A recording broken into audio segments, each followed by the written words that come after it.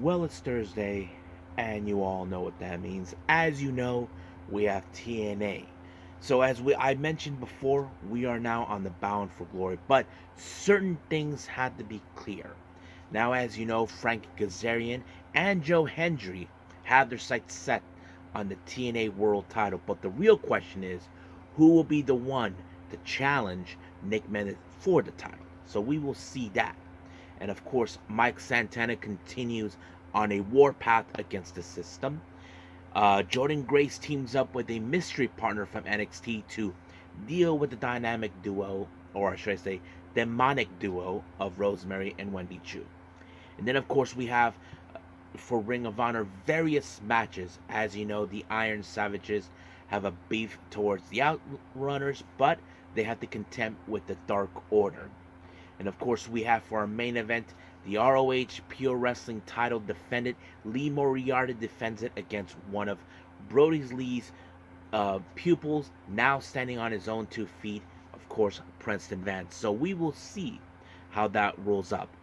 But first things first, we're going to be, of course, reviewing 2 shows from ChocoPro.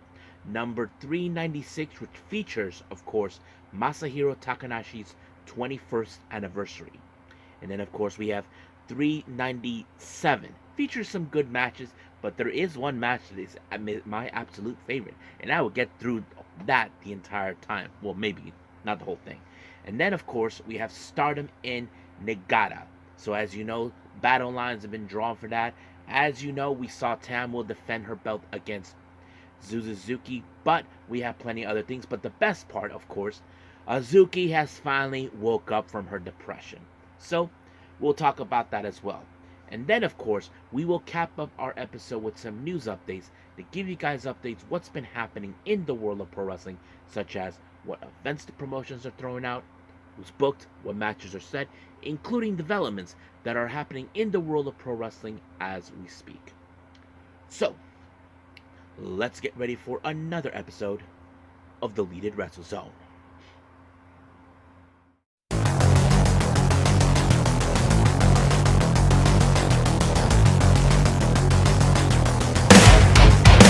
Are you ready? Get up, get up! Get up, get up! Get up, get up! Get up, get up! Get up, get up! Get up, get up!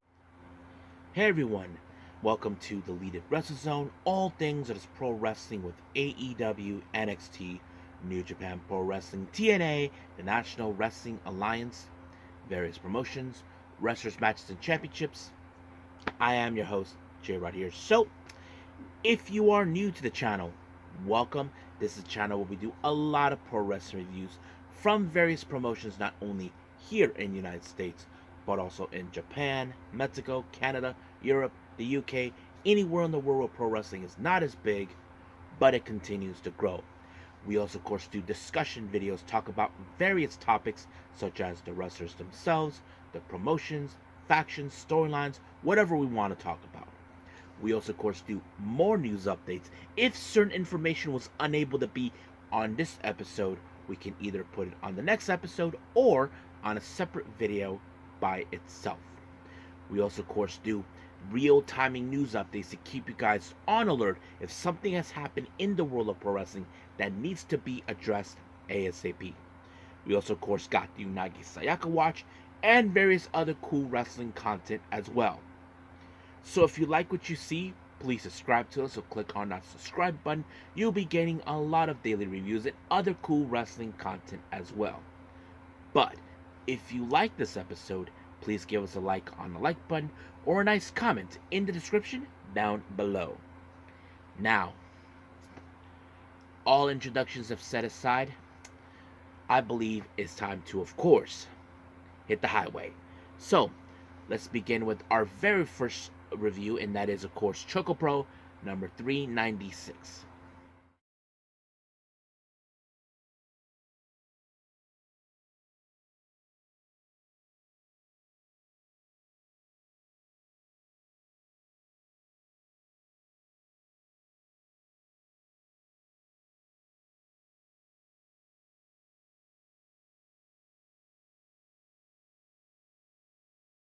Alrighty then. So, as you know, we have ChocoPro 396. Now, this one is, of course, Masahiro Takahashi's 21st anniversary. So, basically, 21 years of him being a pro wrestler. So, that's a long time. So, I'm sure everybody's going to have a good time. Now, for the record, I want to put in that none of the regulars who show up on ChocoPro were involved because, as I say before, this is Masahiro Takahashi's anniversary show, so there's only a few that appeared. Now, as you know, Balinaki opened up the show, give the lowdown, of course, of the event and whatnot.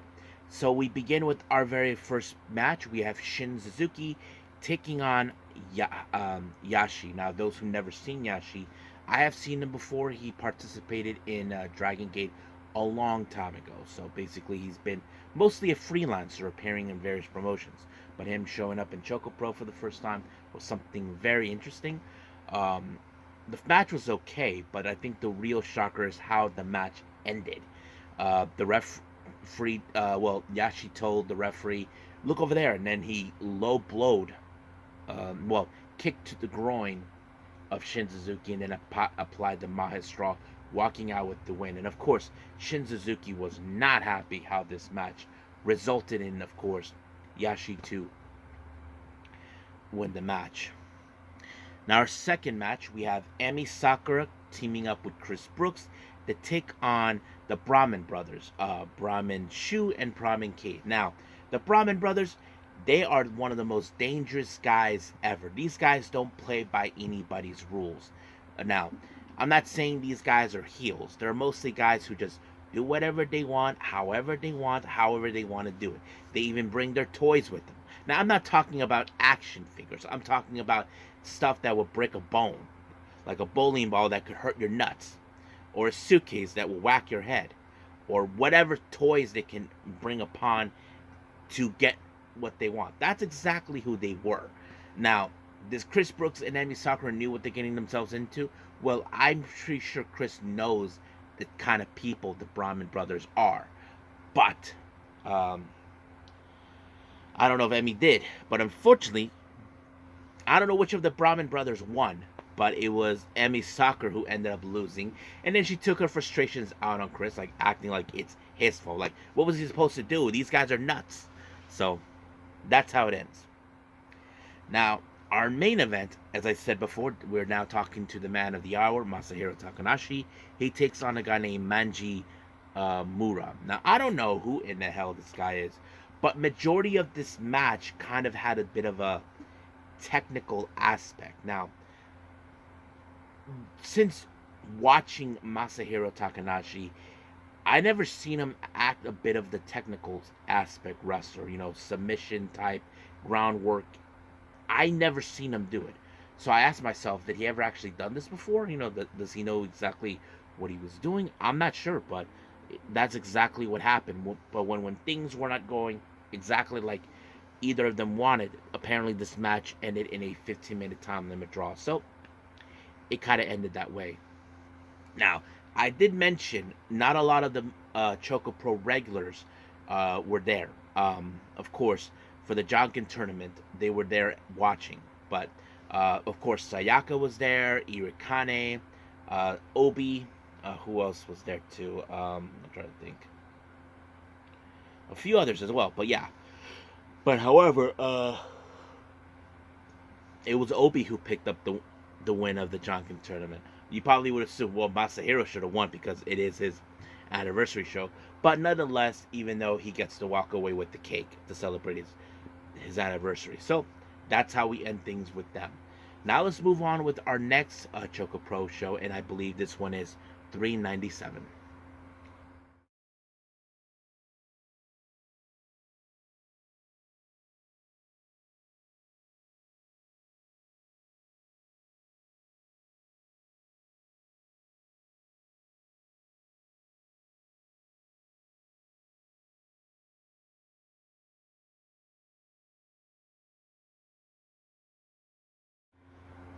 Okay, we continue with ChocoPro with number 397.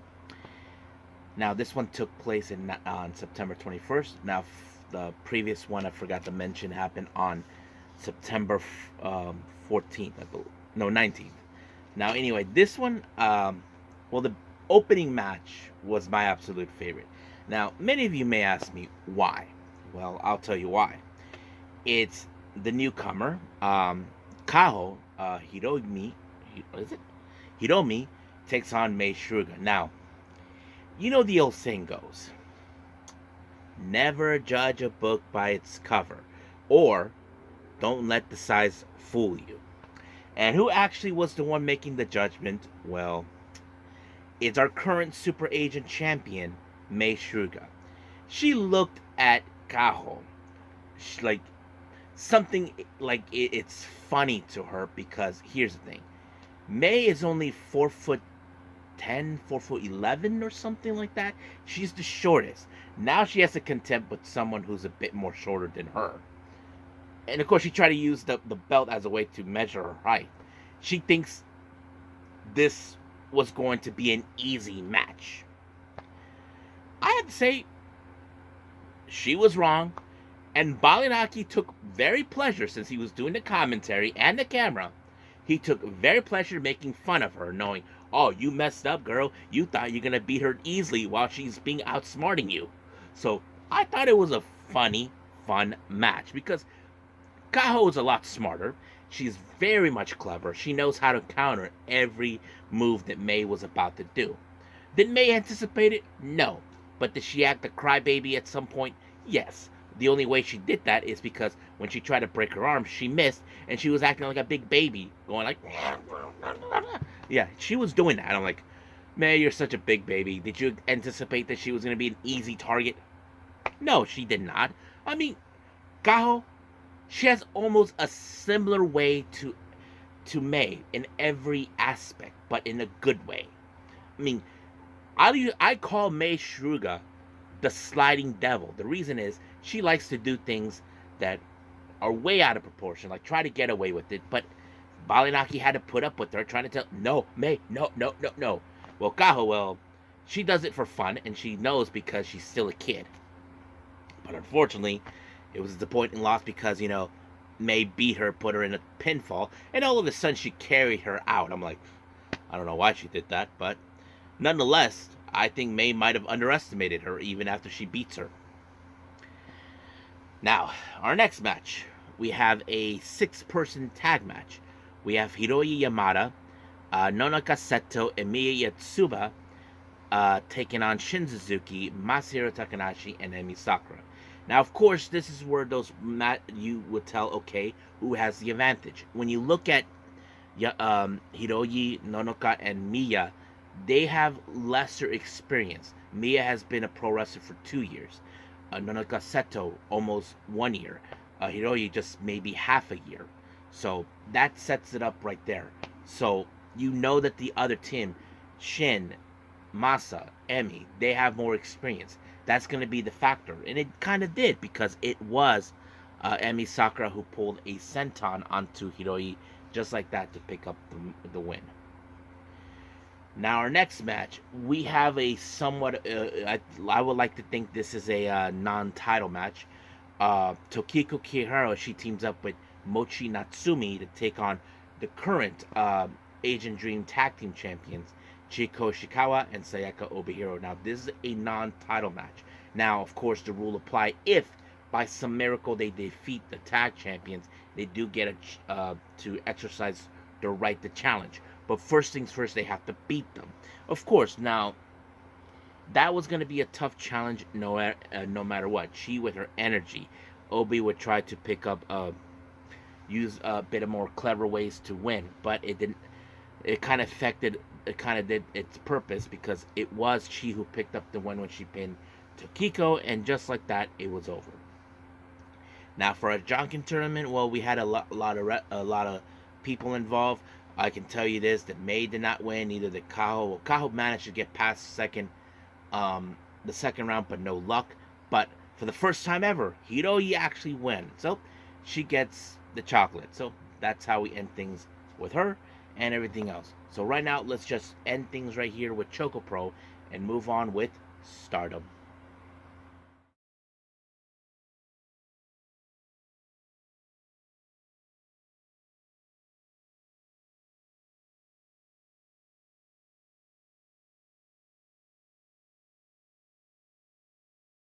Okay, Stardom and of course Niigata. Hopefully I pronounce it right. This recently took place on the 23rd of September. Our first match, of course, we have Rion taking on Saraya. Now, this is a good opportunity for Rion as a rookie to take on Saraya. Now, she did mention previously in a post-match comments in her last match she was in that she won with Waka and Micah that her biggest goal now is to win the future belt. However, she's facing against someone who actually won that belt and carried it. So it was a good opportunity, but however, as you know, Rian doesn't have the necessary experience like Saida, and she put her in, of course, the Boston Crab, and just like that, it was over. And she put out a promo as soon as it was over. I don't know what she said, but I'm sure it was going to be a lot of fun. In our next match, we have Hate members consistent of Saya Kamitani, Rina, and Natsuko Tora taking on the Cosmic Angels consistent of Sayaka Kurara, Aya Sakura, and of course Sayuri Ano. Now remember, recently we saw the interaction between both Sayuri Ano and Kamitani. Don't know what exactly they said was going on between those two, but it seems they are building up some sort of a arch rivalry or whatever. But of course, we do know Aya Sakura does have an opportunity this coming weekend to face Rina for the future belt. That's something that we definitely going to be seeing down the line. But however, it was of course Kamitani with a front spinning, jumping roundhouse kick onto Kurara to pick up the win. However, of course, Kurara, if you guys know this or not, she does have a bit of a connection with Kamitani. Kamitani was her first opponent that debuted, even though she was influenced by Tam. But however, she thought that she could convince her to come back to be the Kamitani she once was, but apparently that's never going to happen. Our next match, we have Hina taking on Mei Seita. Now, nothing too significant about this match, but of course, don't forget it does, as you know, Mei Seita is the current high-speed champion. If Hina does have the opportunity to defeat Mei Seita, she could get an opportunity for the high-speed belt. But however, she was no match for her speed any way possible because she put her away in a rolling star, and just like that, it was over. Our next match, we have EXV, Hanako, Waka, Zena, Mina, and Micah taking on star members Momo, Hanan, Koguma, Azuki, and Mayu. Now remember, recently we have been watching Azuki, who's been in a depressed mode after losing to Natsupoi for the white belt. Now, of course, Koguma and the rest of stars were trying to get her to snap out of it, like trying to say to her, and I pardon my language, get your head out of your ass, that kind of thing, or get your shit together, that sort of thing. But guess who was the one who snapped her out of it? It was Micah. Now, I know some of you question, why would Micah do that? It's simpler. Micah understands her pain. But at the same time, Micah, Koguma, and Azuki are from Fukuoka. It's more like a Fukuoka thing. Like, we have to stand by to each other. We have to comfort each other no matter what. Micah knows that they're in a different unit. She's not afraid to admit that. But she understands Azuki's problem. She'd been through that situation too. Micah lost multiple times for both the red and the white belt before she even obtained the red belt. So she understands that frustration. So it was Micah who snapped her out of it. But even though the silver lining is this, Mina may have won the match. You know, Mina won by using the glamorous driver onto Momo. But the silver lining is Azuki's back. She finally snapped out of her depression. That is the bigger silver lining. You know, you can say that, of course, Mina's win may have been significant. But the real significant was Azuki finally snapped out of it. So that's the real story right there. Now you can argue with me saying, I mean, don't you think that's kind of outweighing the whole thing? Yeah, I mean it does, but that's how people would see it. But especially Saya, who was not involved in this match, she was so happy to see Azuki back that she finally snapped back into her senses, knowing that she's back. The reason Ida was happy was because many of you who don't know that, it was Azuki who was hands-on and involved in her training. So I think that was the best thing for her. Now, our next match, we have Neo Genesis, consisting of Suzuki, Azumi, and Starlight Kid taking on the Cosmic Angels, more specifically Yuna Mizumori, Natsupoi, and Natsuko Tora. Now, in this specifically type of match, you all know what happened to, all know that Zuzu is the challenger for the red belt against him. Their little feud dates back last year. They were supposed to have their match last year, but now Zuzu's taking it way too personal. But of course, things got a little personal after the match because it was Zuzu who, in fact, picked up the win against onto Yuna Mizumori with the tequila shot. But however, Zuzu still has hatred towards Tam, and their fight went all the way to the back. So basically, this is going to be an out-loud war between those two. Both sides tried to separate them, but there was no separating them whatsoever. Now, our next match, we have Hate, consisting of Raka, Konami, Tekla, and Momo Watanabe to take on God's Eye, more specifically Rana Yagami, Lady C, Saki Kashima, and of course, Shuri. Now remember, Shuri hasn't forgotten the betrayal from Konami, costing them the goddess's belt. But this time, she's teaming up with Saki Kashima in hopes to regain them. Kashima, as you know, has a change of attitude. Not in a bad way, but in a way that you were surprised. As you all know, Kashima has always been a bit of a trickster, or she's afraid. But now when it comes to Hate, she's all business. She does not back down. She hasn't forgotten what Natsuko Tora and the rest of Hate did to her when they were known as Oedo Tai. So that sets it up, and she's proven her loyalty to Kashima. And I think Shuri has been grateful that Kashima has proven time and time again her loyalty. And of course, she picked up the biggest win when she applied the Kishikase onto Momo, and just like that, it was over. But of course, Shuri knows at this point, Hate has been losing momentum. They just recently lost the red belt and unable to obtain the artist belts. So for Shuri, she knows the time is now to end it. So that sets it up right there. So we will see what happens when that day comes. But for now, we are done with Stardom. Let's move on with, of course, with TNA.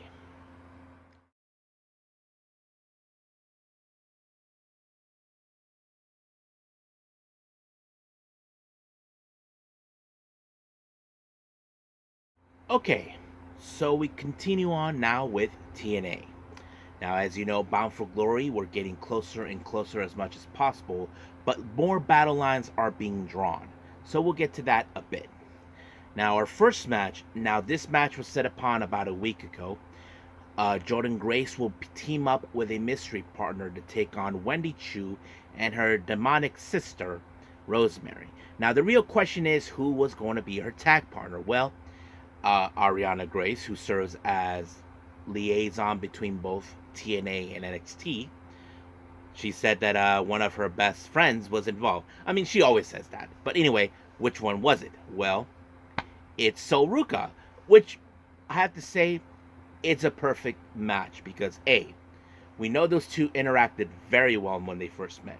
2, there was an open challenge that happened with her, but that match ended in no contest thanks to the demonic duo.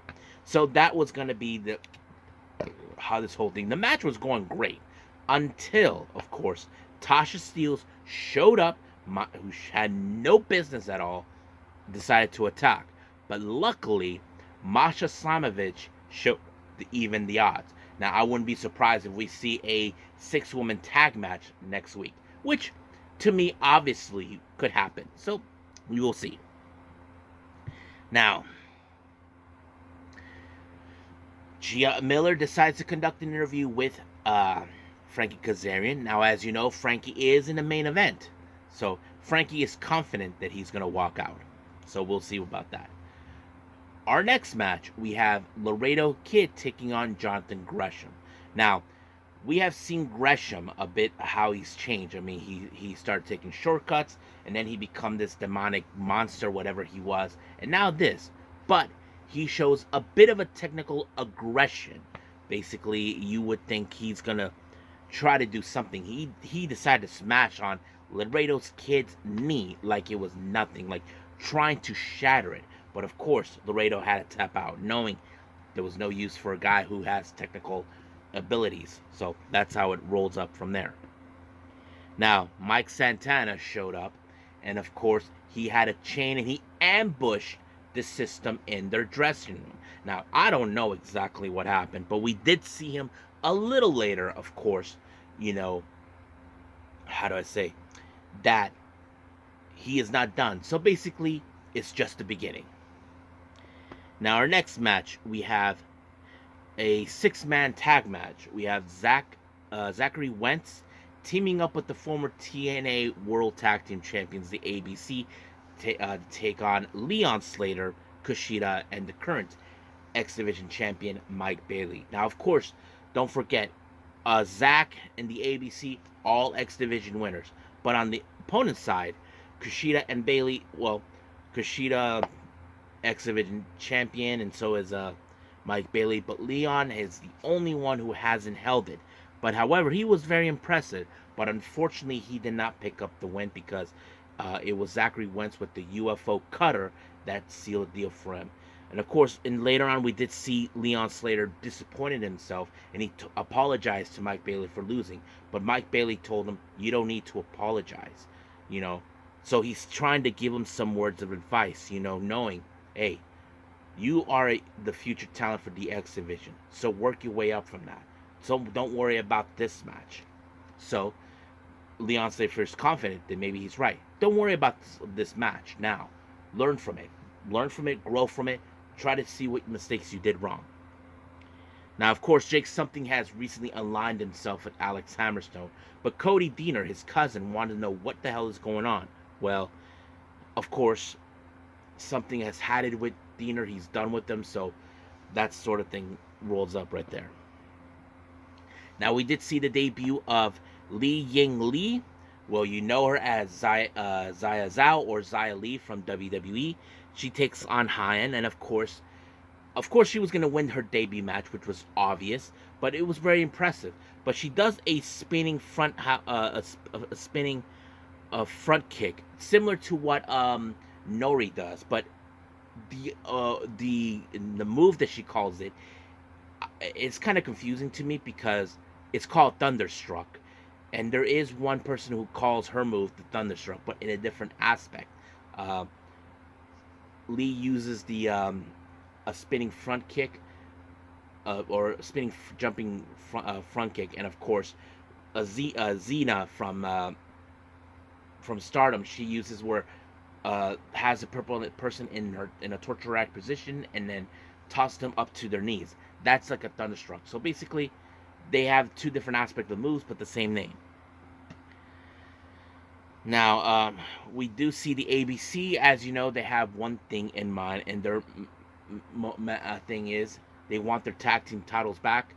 As you know, the system cashed in their rematch clause. So the ABC are thinking, we should do the same thing. And then the Hardys paid up a little visit because, as you know, the Hardys are determined to win those belts. So we'll see what happens. Now, recently, as you know, Josh Alexander, who has changed a bit, Eric Young tried to reason with them. And then, of course, that's when Josh Alexander decided to attack him and try to prove a point. Steve Macklin showed up to help him. But the numbers were just too much for both Young and Macklin because Josh Alexander had help from Icarus, Judas Icarus, and Travis William, better known as Sinner and Saint. So that kind of sets it up right there.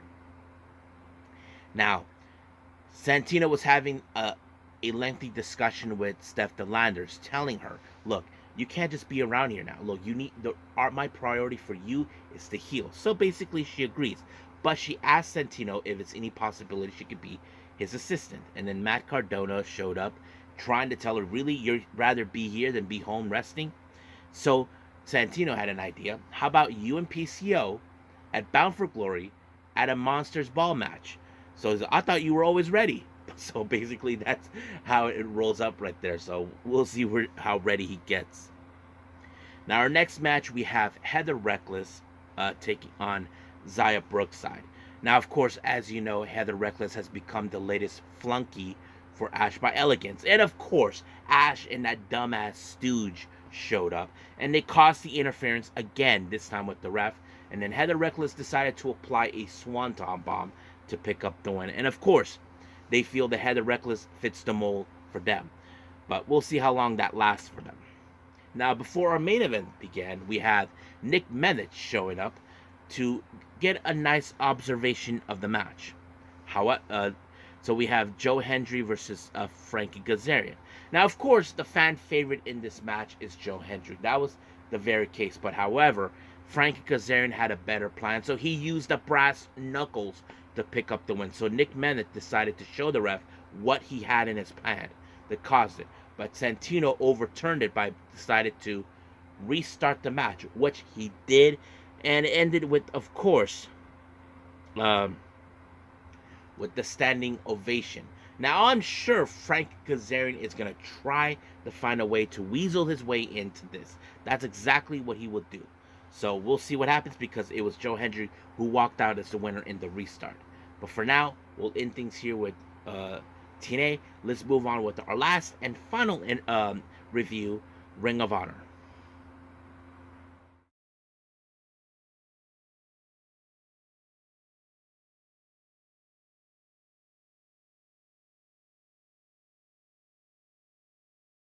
Our last review, Ring of Honor.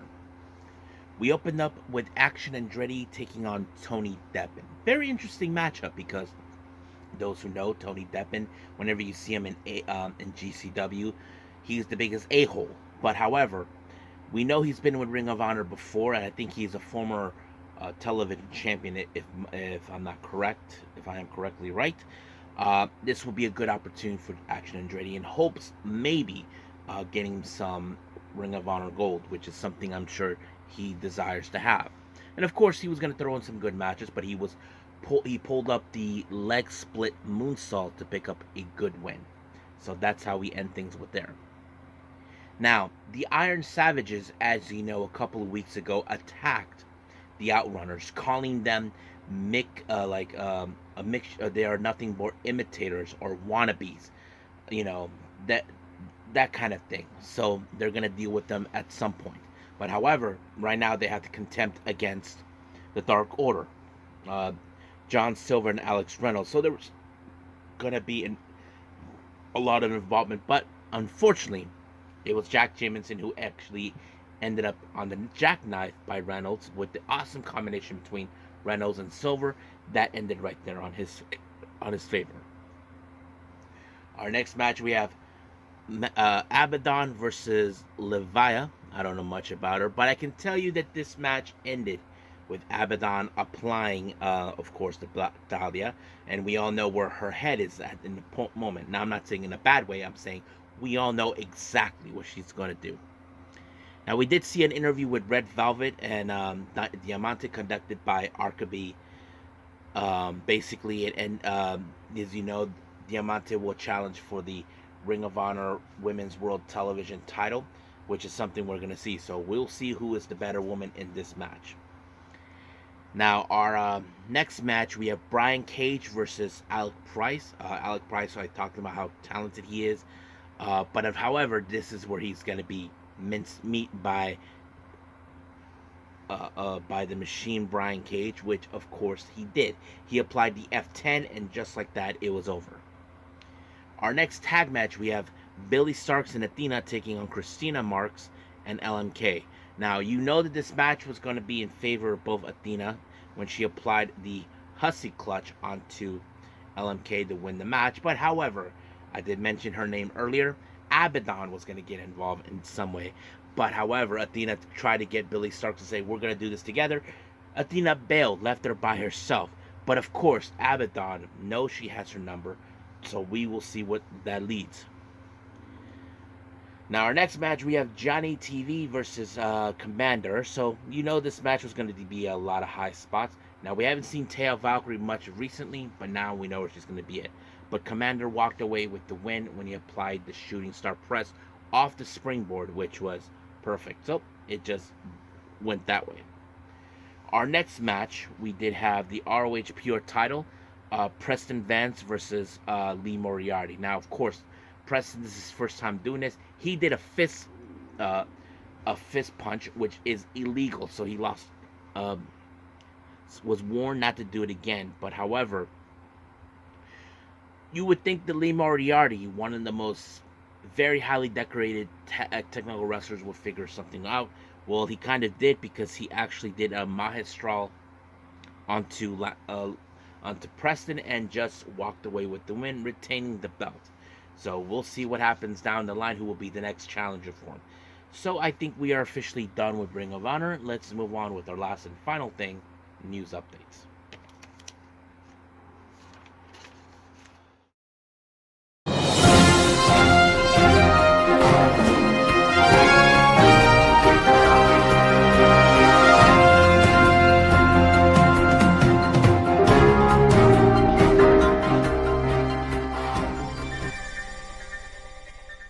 Okay, welcome to our news update. So, we got a lot to discuss. Now, let's begin with upcoming events for the promotions. Now, as always, we have the GCW stuff. So, as I always do, we do have a big pile of it. So, we're going to put it all in one big pile. Same thing we have with MLW, I believe. Well, they have two, but just bear with me. Now, let's talk on our GCW updates. Now, as you know, GCW will be returning back to Atlantic City for Fight Club. It was revealed that on night one, on October 12th, that the GCW Ultraviolet Championship will all be on the line. So we have Rina Yamashita defending the belt against Brandon Kirk. So that's going to be a very interesting match to know about. And then, of course, on the 18th of October in Denver for War Ready, Brooke Havoc will be taking on Dulce Tormenta. Now, as you all know, they just announced a brand new show in November on the 14th in Louisville, Kentucky, called Chaos in Kentucky. Names have now been dropping up for this one. They just announced Drew Parker, Masha Slamovich, Mance Warner, Miyu Yamashita, Jack Cartwheel, and Brooke Havoc. Now, of course, on the following day in St. Louis on November 15th, for Gateway to the Death, they announced Drew Parker, Masha Slamovich, Mike Bailey, Takayuki Ueki, and Mance Warner. Now, the following day, as you know, they will be in Orlando for the Nick Gage Invitational, and they just announced a seventh, of course, participant, Takayuki Ueki, so he's going to be there too. And then finally, as you know, they'll be making their way to the American Dream in the mall on the 23rd of November. They just announced another former WWE alumni. You may know him as Little Guido from the Full-Blooded Italians, the FBI. So he will be there too. Now, two updates have now been announced for MLW. The first one on October 4th for Slaughterhouse. The MLW National Openweight title will be defended. Bad Dude Tito defends his belt against the one-man militia, who is now currently signed with MLW just recently, Matthew Justice. So that's going to be a fun match. And then the following month, on November 9th, we have Lucha Apocalyptico. Hechicero has been announced to be in that one. Now, for September 29th, this coming weekend, the House of Glory Believe in the Glory. Our newly crowned women's champion, Megan Bayne, will defend her title against Alina Cross. Deadlock Pro Wrestling has announced for the Super Battle event on the 13th of October. Emi Sakura will team up with the debuting of Alex Windsor, so that's going to be a lot of fun as well. Then we have, their opponents, it's of course Hyan and Danny B. So we got Emi Sakura, Alex Windsor taking on Hyan and Danny B. Now, many of you may know this or not. On October 25th, we have, of course, the latest CML Grand Prix de la Amazonias, which is a women's Grand Prix in CML. They just completed their, of course, who's going to participate. Now, remember, there's two different types of wrestlers they got. There's the homegrown wrestlers from Mexico, which is the CML homegrown, and then there's the international wrestlers. So we've been seeing that too. So let's begin with the international wrestlers. So let me pull up the list on that one. Okay, for the international wrestlers, we have Tessa Blanchard, Unagi Sayaka, Sumika Yanaga. Wow. We have Viva Van, Samantha Black, La Catalina, uh, Pierge Phone, I don't know who she is, Willow Nightingale, Red Velvet, and Alex Windsor. So yes. Now some of you may question there are certain women who are have Spanish names. Well, the thing is this, that they are in fact not from Mexico. But here are the ones who will be participating on that front. We have uh, Scani, Saneli, Zuxis, our current women's champion, Hera, uh, Yuvia, Kira, Reina Isis, Dark Soleta, and Ampalona. So those are the internet. That's the participants from both international and Mexico. So that's pretty much it for our upcoming events. Let's talk about developments in pro wrestling as well. As you may have heard, Fightful Select has now been reporting that, of course, Saraya has re-signed with AEW. So there was talks about her contract being up. And then recently, as you all know, we saw MVP making its appearance in AEW Dynamite. It's now been confirmed by PW Insider that he is now all elite. Now let's talk about certain developments. It was revealed that other developments we are doing now. Uh, Kevin Knight has been reported that he is no longer doing anything with TNA. Let me pull up that information real quick for all of you. Yes, so he's basically done with working with them. That's pretty much it. But there's also been talk and discussions that there is the possibility that he could make his way to AEW to align himself with the Hurt Syndicate, which of course is MVP's, thingy. Shawn Spears has, as you know, recently talked about his WS Shawn Spears, but not Ty Dillinger, and this is what he had to say. It means a good deal for me not to take anything from the Ty Dillinger thing, only because the way I got my name was pretty special to me, so it holds a special place in my heart. Dillinger I came up with on my own based on John Dillinger, the famous bank robber from back in the day, public enemy number one, but loved by the public, and that kind of stuff always have fascinated me. Then and then Dusty Rhodes was the one who gave me the name Ty, so that name will always carry special weight. Um, but being away from going to the name that I picked up from a baby book way back when I got first started out, being able to put weight behind it little bit by terms on what I was able to do. With all over the course, the X amount of the years. So I came back with WWE with the present as an option, which I felt grateful. I was in the conversation. I was like, how would I like to proceed? Do you want to go back there, or do you want to be hanged onto this? And I said, let's hang on to this and let's see what we can do coming back. Fresh start, fresh slate. Let's do what we can. So it meant a lot. I had an option. So basically, he could have gone with Ty Dillinger, but he didn't. So that's a good thing. Jon Hendry, as you know, he is scheduled to be at House of Glory soon, but due to the situation with the hurricane that's happening down in the southeast of the United States, it's preventing him from do that. But he is working real hard right now to reschedule his next appearance with House of Glory. So they mentioned that. Now, some of you may have heard about Vince McMahon, about what he said about Owen Hart's tragic death. Now, there was a lot of talk about this, and this is what he said about what happened on the day Owen Hart passed away. Those people came to see a show. They didn't come to see a dead body.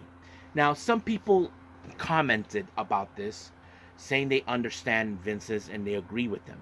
But there is a factor that was later it kind of not ignored, but more like overlooked. Jim Cornette put this out, even though I don't like the guy, even though his opinion is so stupid. But this one he did made a fantastic point. There was no proper investigation on what happened with Owen Hart's death. How did the cable snap? And this is something what Martha Hart, Owen's widow, talked about. Like, why was there's no proper investigation? Why was WWE not being held accountable for his passing? And that's one of the main reasons, of course, she wasn't going to allow WWE to use her late husband's name. And that's the reason she's allowing it with AEW, because they had nothing to do with what happened to Owen. But it's understandable. Now, some people saying that Vince is not in the wrong about that, but those are saying it's kind of stupid that he decided let the show go on despite the fact something was wrong. But I get that, that he's afraid to lose money and all that, investors, whatever. But basically, we have a split thing between them. So yeah. Now, as you all know, MARIGOLD are going to do the same tradition what they do in Stardom. As you know, when it comes to Stardom ending their 5-star Grand Prix, they do also their award ceremony. And MARIGOLD has just announced that too, that they're going to do that same type of tradition. Of course, there's the first winner, the one who won the tournament, then the runner-up. Then we have, of course, the best matches in both Dream and Star League, Outstanding Performance Award, Skilled Award, and Fighting Spirit Award. So that's what's going to happen. So this is going to take place, I believe, after the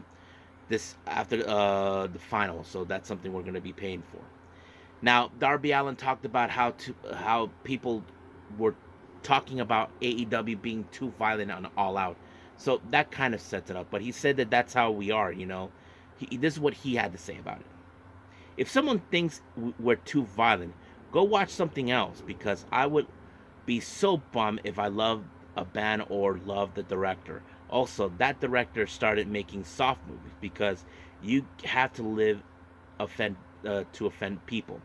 If you watch AEW, homies are getting needles jammed in their face, bricks broken over their heads, me going through glass. So I like to think we're kind of drawing the line in the sand where we're saying we're not for everybody. We're so passionate to be who we are, even if all of that a risk losing.